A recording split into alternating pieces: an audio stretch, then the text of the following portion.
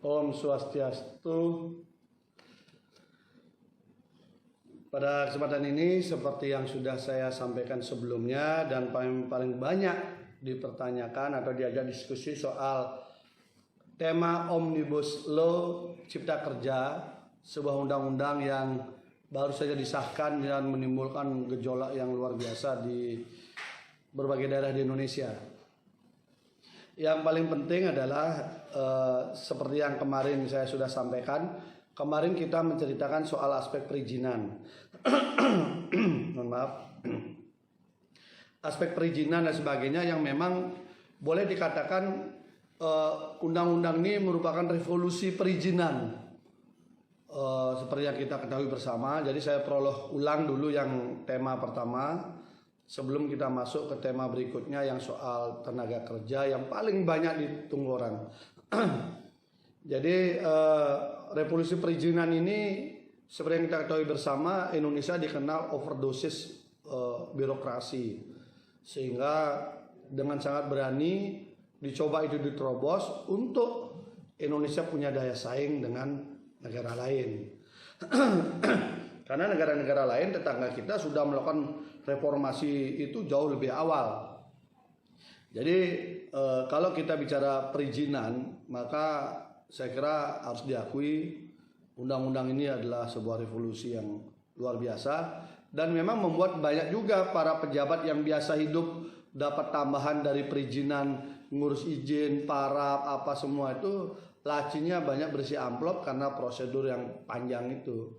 Tetapi sekarang dengan undang-undang ini semua dipersingkat. Untuk apa? Dengan dia dipersingkat maka investasi akan masuk dan banyak juga anak-anak muda, banyak juga di kalangan kita lebih baik saya berusaha daripada saya bekerja sama orang, sehingga mampu menciptakan lapangan pekerjaan sesuai dengan namanya. Jadi tema utamanya memang di sana. Nah, yang paling banyak adalah diskusi kita yang paling dipertanyakan orang dan banyak yang masuk di FB saya adalah soal bagaimana dari sudut pandang hubungan tenaga kerja yang memang ini yang membuat para buruh bergejolak dan sebagainya ya. Nah, kalau kita baca dengan detail bagian kedua tentang ketenaga kerjaan, memang di situ ada beberapa ketentuan Undang-Undang Nomor 13 tahun 2003 tentang ketenaga kerjaan yang diubah, diperbaiki, diselaraskan dengan yang lain. Nah, disinilah tampaknya muncul kontraksi, perbedaan pandangan dan sebagainya. Secara umum klaster ketenaga kerjaan di dalam Omnibus Law ini memang harus diakui positioningnya itu adalah perusahaan lebih tinggi daripada tenaga kerja. Harus diakui itu yang sedang terjadi. Tetapi dasar penggunaannya yang harus kita pahamkan. Di sini terlihat ruang-ruang untuk komunikasi antara pekerja dengan perusahaan itu dibuat lebih pendek, direct dia. Nah, akibatnya apa? Akibatnya peran organisasi buruh, organisasi pekerja dia tidak bisa masuk terlalu dalam di urusan penyelesaian sengketa, kemudian di urusan perjanjian-perjanjian dan sebagainya. Karena itu langsung dihubungkan antara si pengusaha dengan tenaga kerja langsung. Nah, memang banyak isu mengatakan soal pesangon, soal cuti, soal apa macam-macam itu yang disebutkan dihapuskan, tenaga kerja asing yang dimudahkan dan sebagainya. Saya kira bukan hanya tenaga kerja asing yang dimudahkan. Tenaga kerja asing diatur, aturannya dibuat lebih simpel, itu yang benar. Karena tetap dia harus untuk bisa bekerja di Indonesia ada syarat yang diperlukan untuk bisa bekerja di Indonesia. Sama dengan pekerja migran kita yang ada bekerja di luar negeri juga, dia pasti akan juga kena persyaratan di negara yang dia tuju. Jadi lebih pada aspek itu, hanya tidak serumit dulu, dibuat lebih simpel. Nah, kira-kira begitu kalau untuk yang tenaga kerja asing. Kenapa? Nah, di pasal 42 misalnya disebutkan begini. Setiap pemberi kerja yang mempekerjakan tenaga kerja asing wajib memiliki rencana penggunaan tenaga kerja asing yang disahkan oleh Pemerintah Pusat. Jadi tidak bisa perusahaan itu langsung mendatangkan tenaga asing. Dia harus membuat perencanaan dulu. bahwa saya akan membangun seperti ini, bla bla bla bla. Kemudian itu akan dicek apakah memang skill tenaga itu tidak ada di Indonesia atau bagaimana. Itu pemerintah pusat yang nanti bisa menilainya. Usulan ini harus diajukan dulu ke pusat. Nah, apabila usulan ini sudah masuk di pusat, kemudian mendapat persetujuan, barulah ya. Jadi barulah dia bisa. Nah,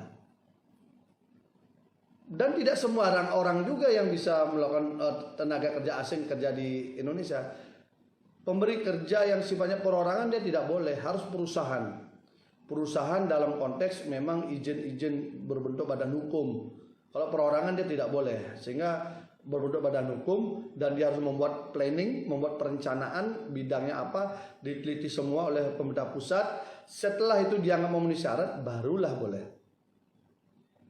Jadi itu saya kira yang benar adalah bukannya tenaga kerja asing dimudahkan masuk ke Indonesia, aturannya, birokrasinya disimpelkan, tapi pengawasannya tetap ketat.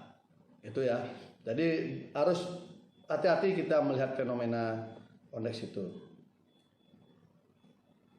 Lalu bagaimana untuk tenaga kerja asing itu kalau dia dari perencanaan perusahaan itu harus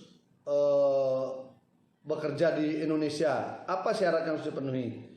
Pertama, pemberi kerja harus menunjuk tenaga kerja WNI sebagai tenaga pendamping tenaga kerja asing yang dipekerjakan untuk alih teknologi dan alih keahlian. Ini wajib. Ya. Jadi setiap mendatangkan tenaga kerja asing yang spesifikasi punya keahlian khusus, maka perusahaan itu wajib. Nah, itu makanya perlu perencanaan dia. Wajib ada tenaga kerja lokal yang mendampingi dengan tujuan ada alih teknologi. Kemudian yang kedua, dia harus melaksanakan pendidikan dan pelatihan kerja bagi tenaga kerja Indonesia dengan kualifikasi yang dilakukan oleh tenaga kerja asing itu. Saya kira ini cara pemerintah yang sangat baik sebenarnya untuk bagaimana betul-betul tidak kayak sekarang. Datang tidak terawasi. Kadang bagian penting dan sebagainya begitulah. Kalau sekarang jelas dari perencanaan dia harus sudah menyiapkan. Lalu siapa yang akan mendampingi, bagaimana proses alih teknologi, dan ada kewajiban juga melakukan pendidikan dan pelatihan kerja di bidang yang didatangkan orang asing itu. Jadi ini untuk jangka panjang menuju kepada penambahan skill, baik hard skill maupun soft skill daripada tenaga kerja Indonesia dengan pola pendampingan itu. Itu untuk tenaga kerja asing ya. Nah, kemudian bagaimana kemudian untuk perjanjian kerja? Perjanjian kerja itu ada dua, untuk waktu tertentu dan waktu yang tidak tertentu. Nah, jadi untuk waktu tertentu itu artinya ada jangka waktu. Bahwa saya bekerja dengan Anda sekian ya, 3 tahun ya, 4 tahun ya, 5 tahun ya, 2 tahun, setahun. Memang dari perjanjian kerja dilakukan. Kemudian yang kedua, ada terkait dengan selesainya waktu pekerjaan.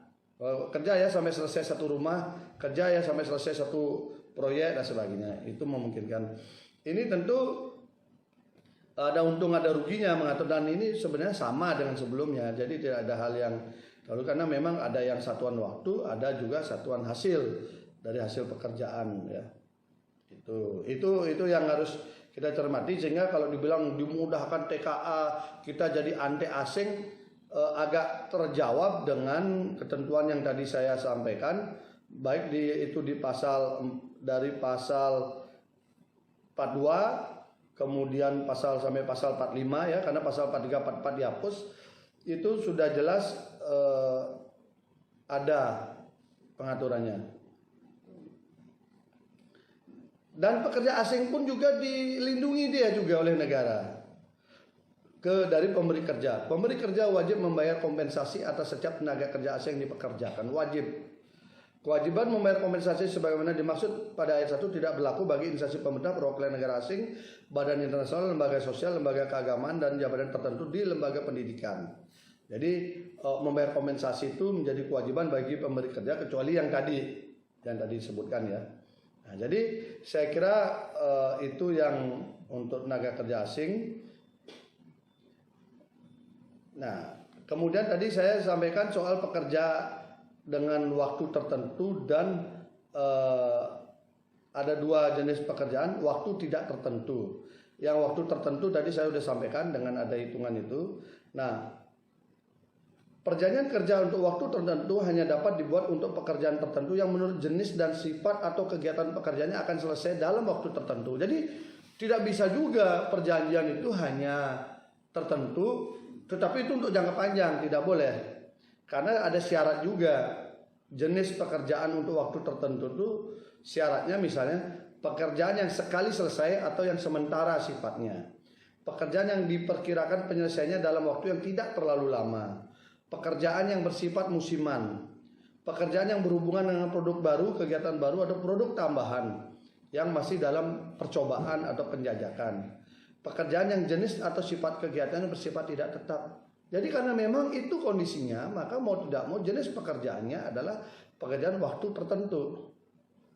Nah, perjanjian kerja untuk waktu tertentu tidak dapat diadakan untuk pekerjaan yang bersifat tetap. Terus apalagi masalahnya? Kalau dia pekerjaan yang bersifatnya tetap, dia tidak bisa digunakan pekerjaan dengan waktu tertentu. Ini saya kira cukup clear sebenarnya kalau kita baca pasal demi pasal ya. Nah, perjanjian kerja berakhir.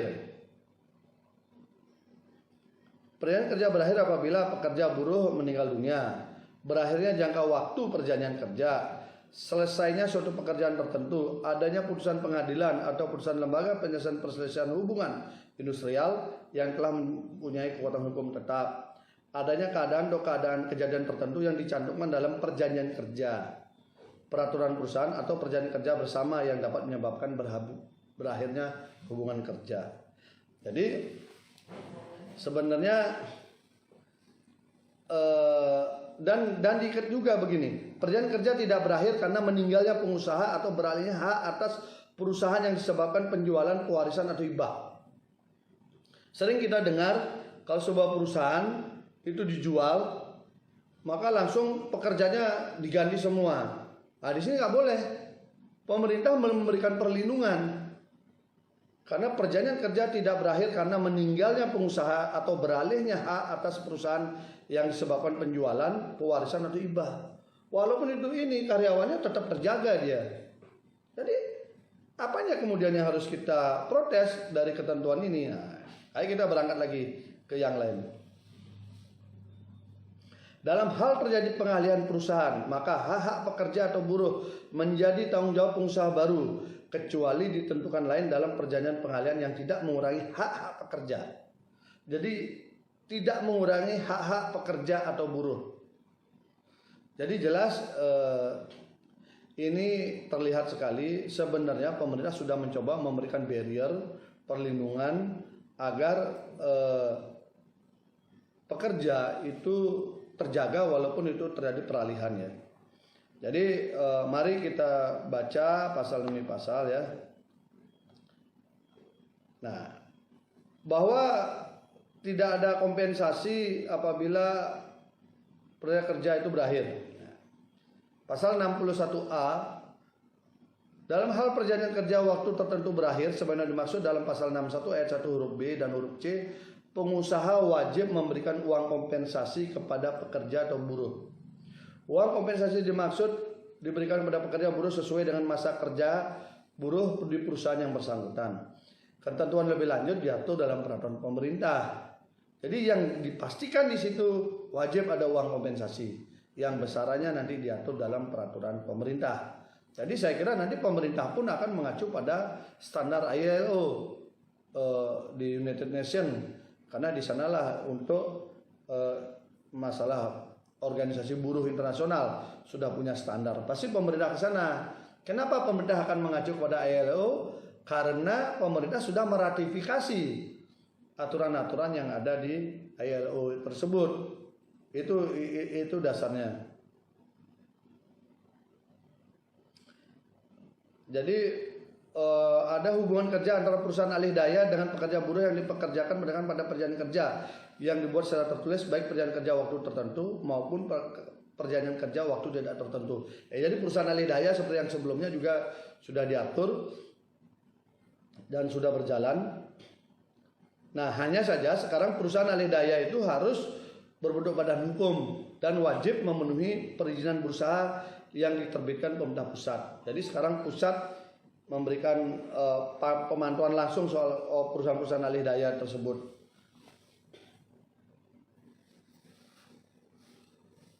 Waktu kerja yang dimaksud pada ayat 1 meliputi, nah, ini waktu kerja 7 jam 1 hari dan 40 jam 1 minggu untuk 6 hari kerja dalam 1 minggu, 8 jam 1 hari dan 40 jam 1 minggu untuk 5 hari kerja dalam 1 minggu. Jadi mau menggunakan mazhab 6 hari atau mau menggunakan mazhab 5 hari dalam seminggu. Kalau mazhabnya 5 hari dalam seminggu, maka digunakan 8 jam. Tetapi kalau mazhabnya menganut pada 6 hari, maka 7 jam. Sebenarnya nggak ada masalah. Ini yang sempat disesatkan bahwa 8 jam dalam seminggu. Padahal maksudnya seminggu ini ada dua klaster. Klaster hitungan 5 hari maupun klaster hitungan 6 hari. Kalau dia hitungan 5 hari, berarti 1 jam yang 1 hari ini disubsidikan ke tiap harinya itu menambah 1 jam lagi. Saya kira simpel dan itu saya kira masih wajar ya. Pengusaha yang mempekerjakan pekerja buruh melebihi waktu kerja seperti yang tadi saya sampaikan harus memenuhi syarat. 1. Ada persetujuan pekerja buruh yang bersangkutan, ada persetujuan. Kedua, waktu kerja lembur hanya dapat dilakukan paling lama 4 jam dalam 1 hari dan 18 jam dalam 1 minggu. Ada ketentuan lembur pun diatur di situ. Pengusaha yang mempekerjakan pekerja buruh melebihi waktu kerja sebenarnya dimaksud pada ayat 1 wajib membayar upah kerja lembur. Kalau lembur wajib bayar. Jadi tidak benar hoax yang mengatakan waktunya ditambah, biayanya anggarannya enggak benar. Malah di sini lebih dikunci karena selalu ada kata wajib, ada harus dan sebagainya. Ada kalimat-kalimat yang sifatnya imperatif. Ya. Saya ulang lagi, pengusaha mempekerjakan pekerja buruh melebihi waktu kerja sebenarnya dimaksud pada ayat 1 yang tadi saya sampaikan soal lembur tadi itu wajib membayar upah kerja lembur. Ada kata wajib. Jadi itu sudah imperatif, ada perintah di situ. Ada disebutkan kemudian tidak ada cuti dihapuskan. Pasal 79 menyebutkan pengusaha wajib memberi waktu istirahat dan yang kedua cuti. Nah, ada. Lalu apanya kemudian yang harus dimasalahkan? Itulah. Ya. Jadi saya tidak akan terlalu baca detail-detail, tapi hanya beberapa yang disampaikan di publik, tidak dapat pesangon, tidak cuti, tidak ada uang lembur, macam-macam itu tidak benar. Tenaga kerja asing dimudahkan juga tidak benar, malah lebih dikanalkan karena dia harus membuat planning dulu, kemudian wajib didampingi tenaga kerja lokal, wajib ada pendidikan pelatihan untuk ambil alih teknologi. Justru ini undang-undang yang sangat mencoba menerobos sisi-sisi yang selama ini masih abu-abu. Dia langsung ditegaskan di situ. Ya. Nah, standar pengupahan pun nanti pemerintah pusat yang menetapkan kebijakannya dengan syarat untuk mewujudkan hak pekerja buruh atas penghidupan yang layak bagi kemanusiaan. Jadi penghidupan yang layak bagi kemanusiaan itu sudah standar yang wajib dipenuhi oleh pemerintah ketika nanti membuat standar pengupahan. Nah, jadi standarnya itu apa? Upah minimum, struktur dan skala upah, upah kerja lembur, upah tidak masuk kerja dan atau tidak melakukan pekerjaan karena alasan tertentu, bentuk dan cara pembayaran upah, hal-hal yang dapat diperhitungkan dengan upah sebagai dasar perhitungan atau pembayaran hak dan kewajiban lainnya. Itu diatur dalam peraturan pemerintah, tidak diatur di sini. Nanti dia pasti mengacu pada ILO, pasti itu. Sehingga sebenarnya semua hak di sini justru lebih dicengkeram, lebih ditegaskan agar hubungannya dia menjadi baik. Yang jadi masalah sebenarnya kalau saya baca dari pasal-pasal yang ada, peran organisasi buruhnya yang hilang. Saya ulang, peran organisasi buruhnya yang hilang di dalam pasal-pasal ini. Karena langsung hubungan antara perusahaan dengan pekerja. Dengan syarat yang sudah ditentukan oleh pemerintah tadi. Standar upah harus memenuhi syarat kelayakan kemanusiaan, kemudian satuan waktu, satuan hasil, apa itu udah detail. di pemerintah. Ya. Nah, gubernur dapat menetapkan upah minimum kabupaten kota dengan syarat tertentu. Jadi kewenangan diambil di gubernur. Ya. Jadi saya kira dalam konteks ini sudah beberapa yang kita ributkan, yang kita bikin sampai banyak fasilitas umum rusak. Ini perjuangan omnibus law, tapi halte bus law yang dirusak, seperti yang di Jakarta. Ya, ada hal yang harus kita pelajari secara detail, termasuk kita di Bali ya. Jadi memang dicoba pemerintah, perusahaan dia lebih tinggi, tetapi ini dijaga betul hak buruh, kira-kira begitu. Organisasi buruh dia hanya sifatnya pendampingan, dia tidak bisa ikut menentukan. Nah, sehingga organisasi buruh yang sebenarnya agak sedikit terganggu kalau saya lihat dari undang-undang omnibus law ini. Ya, organisasi buruh berarti kan pengurus-pengurus buruh lah yang kemudian akan kesulitan karena dia tidak punya bargaining lagi untuk menjadi penentu ketika ada perselisihan-perselisihan. Satu sisi dia akan membuat lebih efektif dan lebih selektif, tapi di sisi yang lain memang buruh kadang-kadang kan juga lemah dia. Kalau secara perorangan lemah menghadapi perusahaan. Itu kelemahan daripada aturan ini karena dia tidak bisa didampingi oleh organisasi buruh secara langsung dalam bentuk kewenangannya. Nah, kalau aturan pilot juga lihat. Dalam hal perusahaan yang akan pilot atau dilikuidasi berdasarkan ketentuan peraturan perundang-undangan, upah dan hak lainnya yang belum diterima oleh pekerja buruh merupakan utang yang didahulukan pembayarannya. Saya ulang lagi. Dalam hal perusahaan itu pilot atau dilikuidasi berdasarkan ketentuan peraturan perundang-undangan, upah dan hak lainnya yang belum diterima oleh pekerja buruh merupakan utang yang didahulukan pembayarannya. Jadi di antara semua utang itu ini harus didahulukan.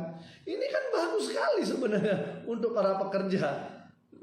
Jadi sudah dijamin kalau itu bangkrut atau itu dipilotkan, maka upah buruh menjadi bagian yang dikedepankan untuk diselesaikan lebih dulu sebelum pembayaran kepada semua kreditur.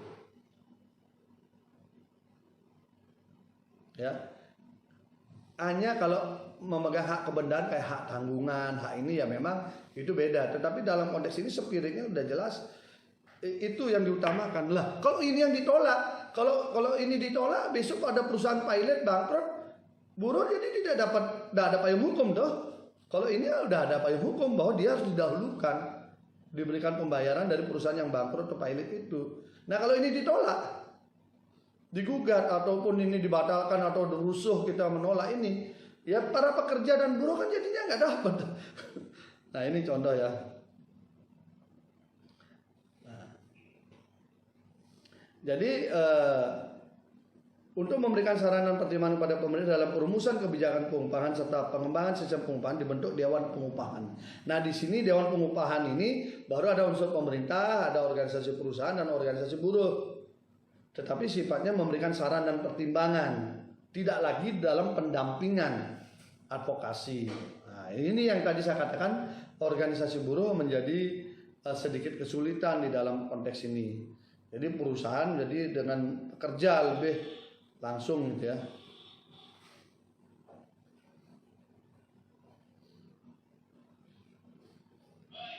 Nah, ini saya kira ini sekarang ada perlindungan juga bagi para pekerja soal PHK. Ini kan katanya kalau nanti PHK gampang gitulah ya. Sekarang tidak. Kita buka pasal 153 yang sudah diubah.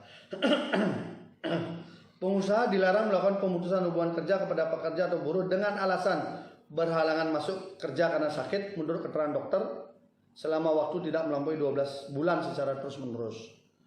Berhalangan menjalankan pekerjaan karena memenuhi kewajiban terhadap negara sesuai dengan ketentuan peraturan undang-undangan, menjalankan ibadah yang diperintahkan agamanya, menikah, hamil, melahirkan, gugur kandungan atau menyusui bayinya, mempunyai pertalian darah dan atau ikatan perkawinan dengan pekerja buruh lainnya di dalam satu perusahaan, mendirikan menjadi anggota dan atau pengurus serikat pekerja, serikat buruh, pekerja buruh melakukan kegiatan serikat pekerja, serikat buruh di luar jam kerja atau di dalam jam kerja ada kesepakatan pengusaha atau berdasarkan ketentuan yang diatur dalam perjanjian kerja, peraturan perusahaan atau perjanjian kerja bersama. Mengadukan pengusaha kepada pihak berwajib mengenai perbuatan pengusaha yang melakukan tindak pidana kejahatan. Berbeda paham, agama, aliran politik, suku, warna kulit, golongan, jenis kelamin, kondisi fisik atau status perkawinan. Dalam keadaan cacat tetap, sakit akibat kecelakaan kerja atau sakit karena hubungan kerja yang menurut surat keterangan dokter yang jangka waktu penyembuhannya belum dapat dipastikan, itu semua tidak boleh di PHK. Ini undang-undang mengatur seperti itu. Kok yang ini ditolak gitu loh. Terus bagaimana? Makanya baca dulu aturannya. Ini yang mau di PHK ini ada dasar hukum, ini kuat sekali dia. Tidak boleh dia perusahaan itu langsung mem-PHK kalau ya kayak alasan tadi itu ya. Pemutusan hubungan kerja yang dilakukan dengan alasan sebagaimana dimaksud pada ayat 1 batal demi hukum dan pengusaha wajib mempekerjakan kembali pekerja buruh yang bersangkutan. Batal demi hukum. Kalau Anda karena hamil diberhentikan, kalau Anda karena cacat tetap waktu bekerja, kecelakaan kerja diberhentikan, kalau Anda karena ikut serikat pekerja diberhentikan, banyak itu nggak bisa. Bahkan Anda melaporkan perusahaan pun karena melakukan tindak pidana itu tidak bisa juga di PHK. Kenapa aturan seperti ini kemudian harus ditolak gitu loh. Jadi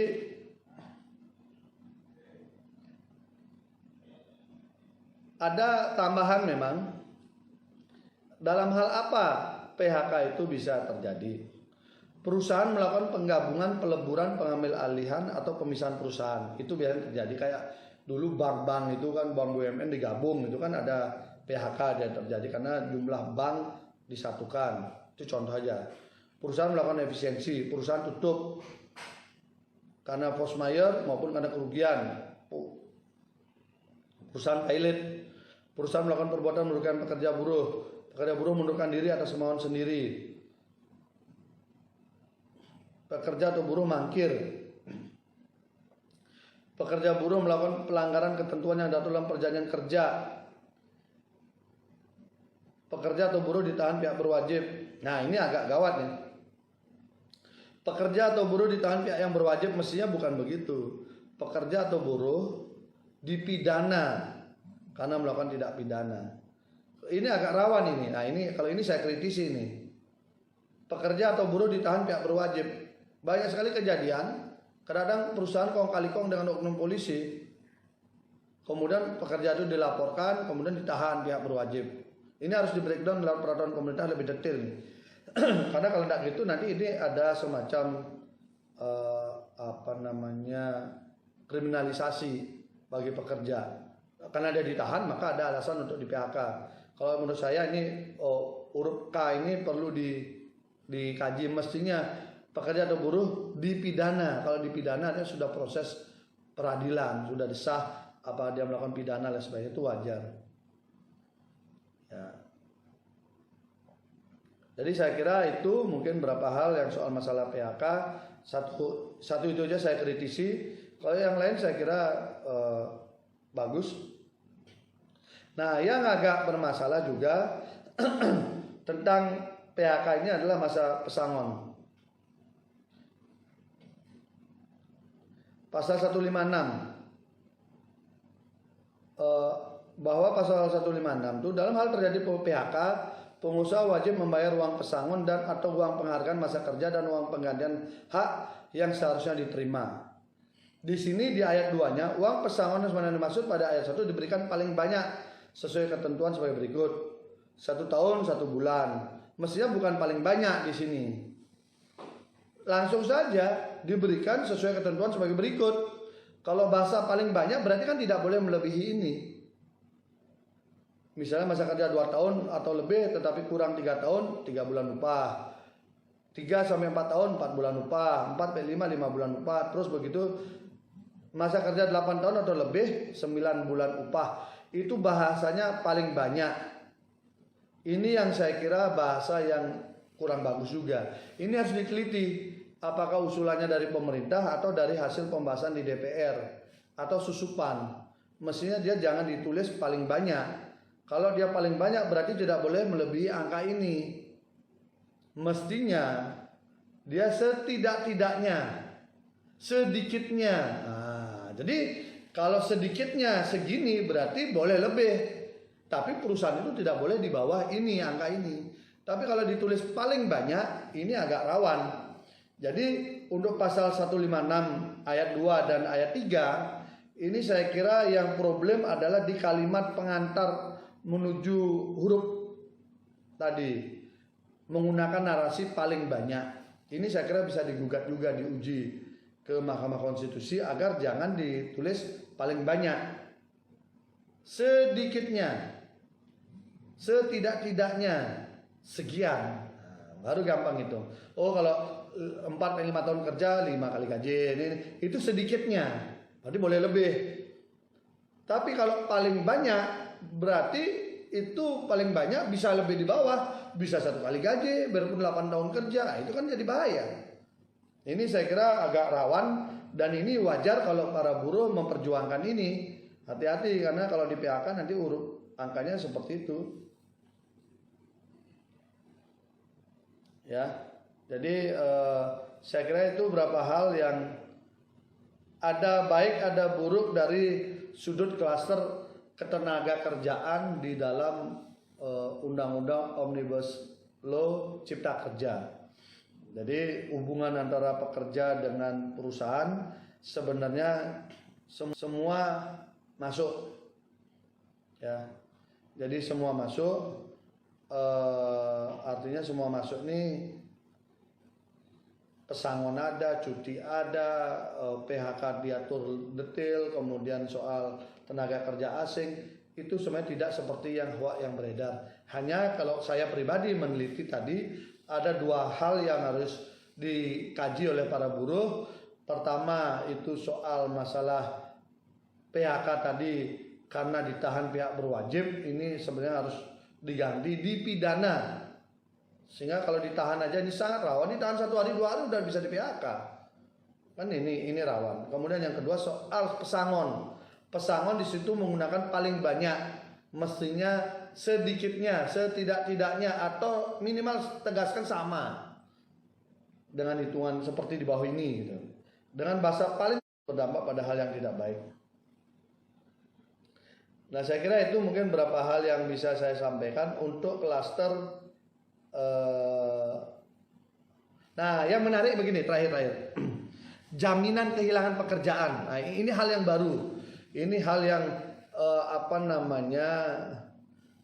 penting, selain juga jenis program jaminan sosial. Jaminan sosial ini tetap ada, nggak benar dihapuskan. Jaminan kesehatan, jaminan kecelakaan kerja, jaminan hari tua, jaminan pensiun, jaminan kematian, jaminan kehilangan pekerjaan. Ini huruf F ini. Jaminan kehilangan pekerjaan itu, jadi begini, pekerja atau buruh yang mengalami pemutusan hubungan kerja berhak mendapatkan jaminan kehilangan pekerjaan. Di luar pesangon ini, jaminan kehilangan pekerjaan diselenggarakan oleh Badan Penyelenggara Jaminan Sosial Ketenaga Kerjaan dan pemerintah. Jadi BPJS Ketenaga Kerjaan dan pemerintah yang mengambil alih kewenangan itu, yang nanti diatur dalam peraturan pemerintah. Nah, prinsipnya adalah asuransi sosial. Jadi mereka yang kehilangan pekerjaan agar bisa mempertahankan derajat kehidupan yang layak pada saat pekerja atau buruh kehilangan pekerjaan. Jadi ada prinsip asuransi sosial di situ. Ini langsung BPJS Ketenagakerjaan dan pemerintah. Ya. Jadi pesertanya adalah yang bayar iuran. Jadi nanti di situ akan diatur lebih detail ya lewat peraturan pemerintah. Ini sangat menarik karena apa? Manfaat jaminan kehilangan pekerjaan berupa uang tunai, akses informasi pasar kerja, dan pelatihan kerja. Sehingga punya masa kepesertaan itu, masa depan tuh ada. Kalau dia di PHK apa? Dikasih 3 hal tadi. Uang tunai, akses informasi pasar kerja, dan pelatihan kerja yang mungkin adaptif dengan kebutuhan kedepannya. Nah, dananya nanti dari modal awal pemerintah, rekomposisi iuran program jaminan sosial, dan dana operasional BPJS Ketenagakerjaan. Nanti diatur lebih lanjut ke peraturan pemerintah. Ini kan luar biasa bagusnya. Tidak hanya PHK dengan pesangon saja yang dipikirkan oleh pemerintah, tapi pasca itu bagaimana mereka kehilangan pekerjaan, disiapkan asuransi sosial. Sehingga semestinya ini tidak diprotes ini, karena justru pemerintah sudah menyiapkan klaster-klaster perlindungan bagi para pekerja. Kecuali dua hal tadi, saya tetap berharap ini harus diuji itu. Jangan dipakai alasan, saya melihat rawan sekali dipidana ditahan pihak berwajib ini kan, ditahan pihak berwajib ini kan sudah nggak benar, karena di sana masih ada asas praduga tidak bersalah atau soal pesangon yang menggunakan paling banyak. Ini bahasa dua huruf yang merugikan sekali bagi kaum buruh. Tapi di antara yang lain, isi-isi yang lain saya kira sangat progres, sangat konstruktif dan memberikan ruang yang bagus. Jadi Undang-Undang Cipta Kerja ini memang undang-undang yang dicoba dibangun semangat orang untuk menciptakan pekerjaan, sehingga izin-izin mau bikin koperasi, UMKM apa semua dimudahkan. Yang merasa dirugikan siapa? Mereka yang bisa bisnis wewenang perizinan, mereka yang biasa mengelola pekerja untuk menjadi kapitalis lewat aksi-aksi yang menekan perusahaan. Itu yang kadang-kadang yang merasa dirugikan. Saya kira itu mungkin klaster ketenaga kerjaan terkait dengan Omnibus Law Cipta Kerja. Jadi prinsipnya kami melihat ini cukup bagus, walaupun posisinya perusahaan lebih agak di atas sedikit dengan pekerja, karena pekerja langsung dia, organisasi serikat pekerja ada di luar, ini langsung. Tetapi bagi mereka yang punya kualifikasi, bagi mereka yang punya profesionalitas, ini adalah lahan yang sangat bagus. Karena saya yakin tidak ada satu perusahaan pun mau kehilangan tenaga kerjanya yang produktif, yang profesional, dan punya kemampuan sebagai aset perusahaan. Pasti dia akan dipegang. Dan apabila ini dijalankan dengan baik, maka etos kerja dia akan meningkat, daya saing pemerintah negara kita dengan daya saing negara tetangga berkompetitif. Dan jangan heran nanti kalau Vietnam, Cina, Malaysia semua ini bersaing di dalam dunia kerja, kita bisa unggul apabila kita bisa memaksimalkan kapasitas, profesionalitas, dan kemudian juga wawasan, kapasitas, sehingga ketika kita bekerja punya integritas yang bagus. Saya kira itu mungkin beberapa hal soal saya mencoba menelaah soal ketenaga kerjaan dalam klaster ini, dan saya melihat sebenarnya tidak ada yang terlalu dramatis seperti yang kita baca. Pesangon katanya hilang, bisa di PHK kapan saja, kemudian tidak ada cuti, jam kerja ditambah, gaji tetap, padahal tidak. Tadi saya sampaikan 8 jam seminggu itu untuk yang 5 hari kerja dalam seminggu, 7 jam untuk yang 6 hari dalam seminggu. Jadi ini dicopot setengah aja isunya, disebar, padahal aturannya begitu. Saya kira itu mungkin yang bisa saya sampaikan. Saya ucapkan terima kasih. Salam. Om Santi Santi Santi Om.